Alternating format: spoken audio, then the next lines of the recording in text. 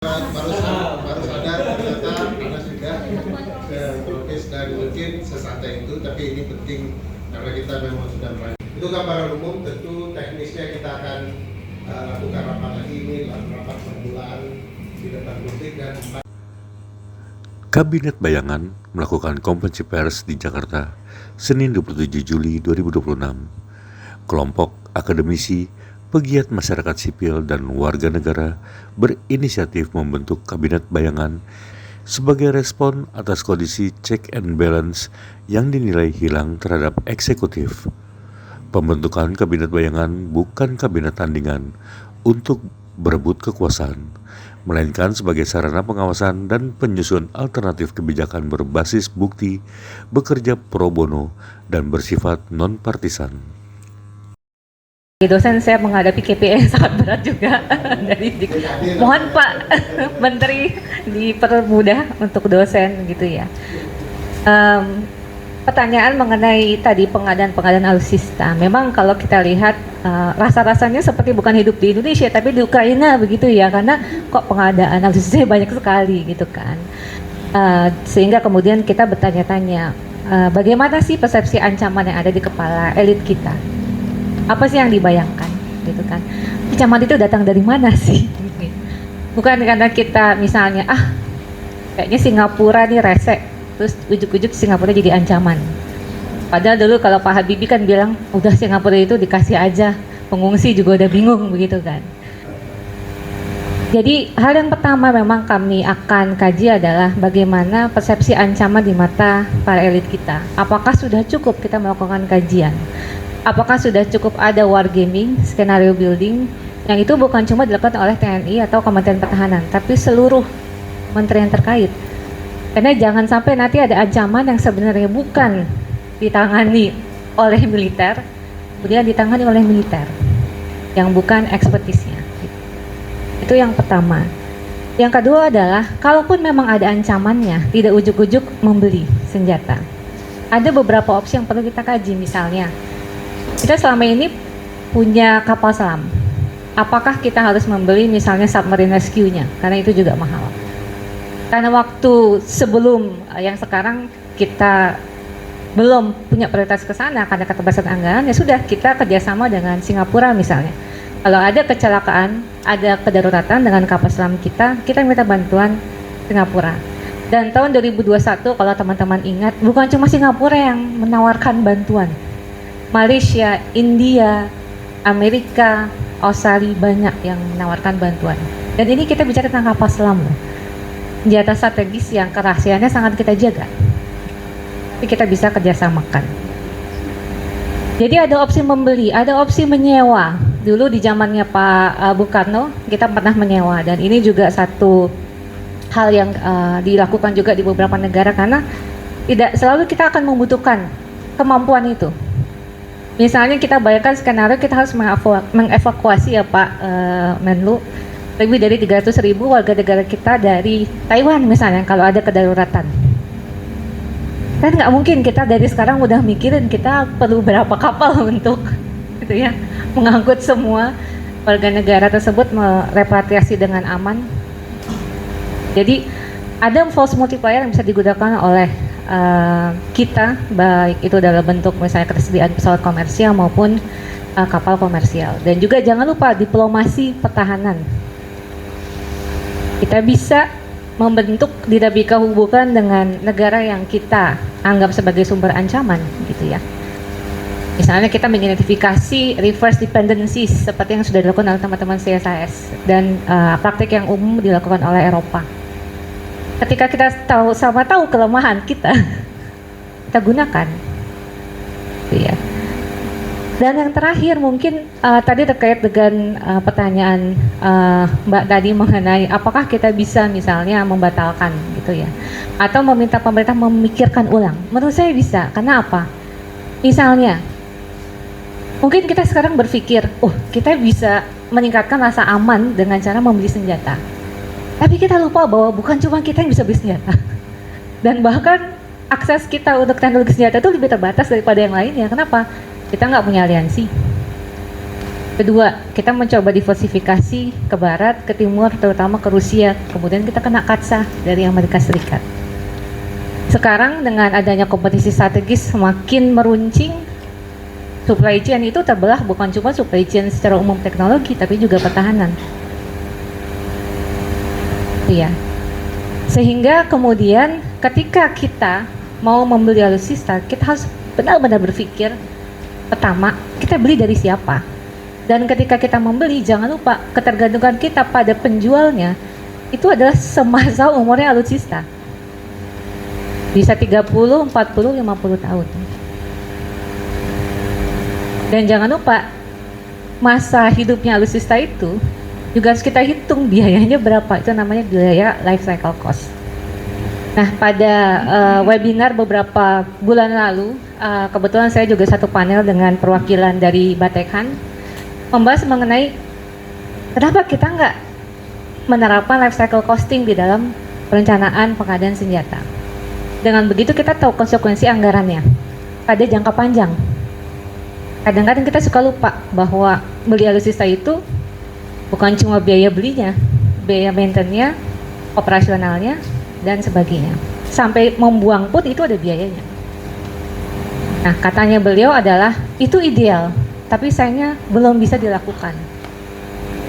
Ada isu keterbatasan data dan yang lainnya. Menurut saya ini justru yang paling penting untuk dilakukan sekarang. Bahwa harus ada forecasting life cycle cost itu pada semua opsi pengadaan senjata. Biar apa?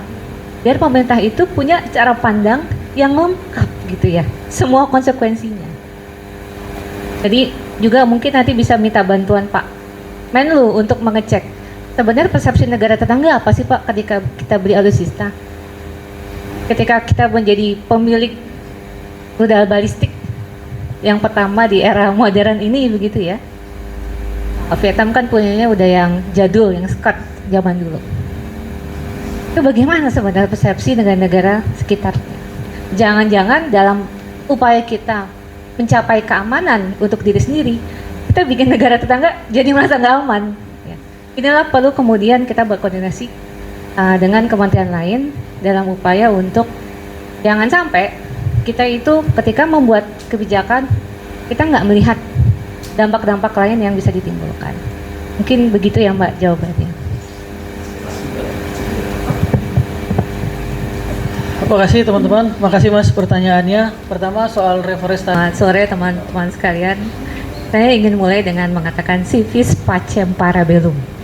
Ini sesuatu yang selalu digaungkan oleh para pengambil kebijakan. Apa artinya kalau kita mau perang, kalau kita mau damai bersiaplah untuk berperang, gitu kan? Tapi pertanyaannya, apakah kita mau bersiap untuk perang dengan mengorbankan demokrasi kita, mengorbankan meritokrasi yang ada di TNI, mengorbankan stabilitas anggaran dengan belanja alutsista yang berlebihan, merusak semua hasil-hasil diplomasi untuk stabilitas kawasan yang sudah dibangun oleh Kementerian Luar Negeri. Nanti kita akan kerjasama ya Pak.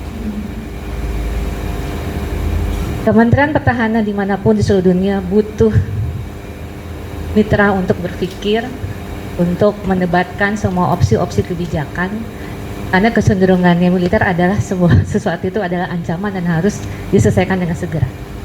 Logika ini yang harus kita bongkar dengan menempatkan di masyarakat sipil, akademisi, dan semua yang punya kapasitas yang dibutuhkan untuk melakukan pengawasan demokrasi terhadap Angkatan Bersenjata dan Kementerian Pertahanan. Untuk itu program kami adalah yang pertama, kami akan menghadirkan satu evaluasi secara sistematis apa yang menjadi visi misi Bapak Presiden. Apakah benar itu yang diturunkan ke dalam kebijakan-kebijakan teknokratis? Apakah itu menjadi program prioritas? Apakah dianggarkan? Apakah dilaksanakan? Itu dulu yang pertama. Yang kedua, kami akan melihat apa sih yang dilewatkan oleh visi misi Presiden. Apakah penguatan sipil di Kementerian Pertahanan menjadi sebuah prioritas juga? Saat ini tidak ada satupun sipil yang menduduki jabatan strategis di Kementerian Pertahanan, misalnya. Kedua, apakah kita sudah melakukan penguatan untuk peraturan terkait dengan pengadaan alutsista? Ada tidak pasal-pasal yang mengatur mengenai kehadiran apakah itu fungsi perwakilan, administrasi, atau kita sering sebut sebagai broker. Jika memang kita perlu ada broker sekarang, bagaimana mengaturnya biar aman? Itu ya. Apakah kita perlu atau tidak? Ini semua harus diperdebatkan, harus kita cari ujung pangkal kenapa dia harus ada, bagaimana cara kita kemudian mengaturnya. Kemudian kamu juga akan melihat kualitas-kualitas lain yang perlu untuk diangkat. Teman-teman tahu bahwa memang saat ini meskipun kita sudah ada banyak lulusan dari Universitas Pertahanan, tapi berapa banyak yang kemudian masuk ke dalam dunia pertahanan memanfaatkan ekspertis yang didapat.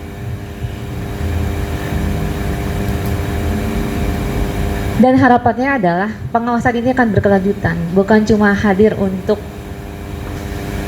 kabinet ini, tapi juga untuk kabinet-kabinet mendatang. Bagaimana caranya? Caranya adalah kami akan melakukan konsolidasi komunitas epistemik. Karena teman-teman juga perlu mengetahui sulit sekali untuk mempertahankan ekspertis sipil di bidang ini. Kalau ada sudah kuliah di Universitas Pertahanan atau di RSAS gitu ya, Master in Strategic Studies, Anda mau kerja di mana? Yang juga saya hadapi di dunia pertahanan. Akhirnya kalau nggak jadi dosen jadi peneliti. Tapi ada beberapa think tank yang kemudian bisa menampung riset-riset yang orientasinya kebijakan pertahanan. Kami akan mengumpulkan data. Kami akan merumuskan metodologi yang berbasis saintifik ilmiah untuk mengisi kekosongan data, transparansi, akuntabilitas di bidang pertahanan. Dalam prosesnya kami akan mengajak seluruh elemen masyarakat yang memang ingin mengetahui dan memahami bahwa data-data pertahanan itu bisa kok dibuka, bisa dibicarakan dengan baik-baik, dan bisa kita secara saling menghormati, kemudian sama-sama merumuskan opsi-opsi kebijakan yang terbaik. Kenapa? Karena anggaran pertahanan kita mengambil anggaran-anggaran lain yang sifatnya juga mungkin sama atau malah lebih mendesak seperti kesehatan dan pendidikan. Jadi akan mengajak semua elemen masyarakat dalam proses ini dan juga mendidik masyarakat bahwa isu pertahanan bukan isu yang perlu ditakuti dan data pertahanan adalah data yang perlu diketahui oleh semua pihak. Terima kasih.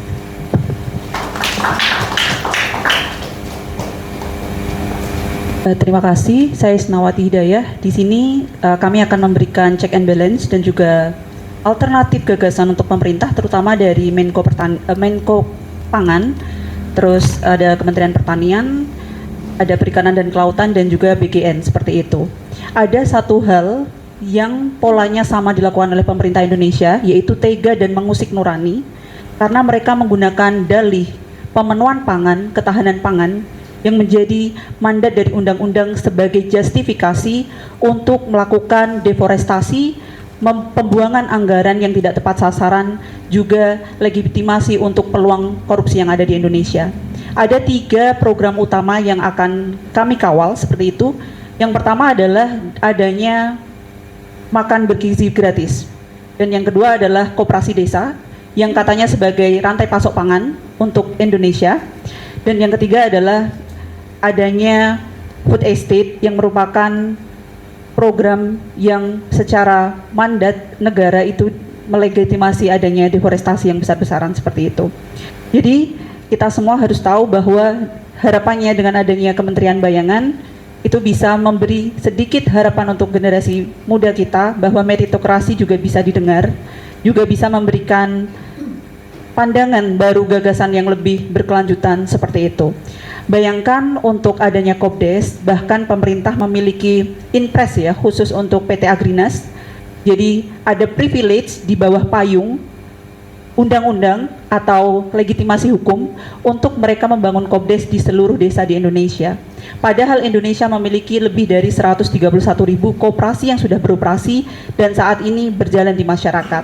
Tetapi kenapa mereka selalu membangun hal yang baru, yang diragukan, yang mereka pun bingung sendiri dengan diri mereka. Jadi kenapa itu terus dilakukan? Pun itu terjadi di MBG, SPPG terus diekspansi, padahal manfaatnya untuk pemenuhan gizi anak-anak kita itu tidak tercapai seperti itu. Banyak kasus korupsi, banyak makanan yang menjadi sampah dan lain sebagainya. Dan untuk food estate, pemerintah selalu menggaungkan adanya monokultur. Jadi kebanggaan untuk swasembada pangan, tapi itu hanya fokus pada produksi, di mana pemerintah selalu gagal bagaimana menciptakan sistem pangan yang berkelanjutan untuk Indonesia. Jadi harapannya kita bisa mengisi ruang di situ agar pemerintah lebih thoughtful ya dalam membuat kebijakan dan tidak semena-mena. Terima kasih.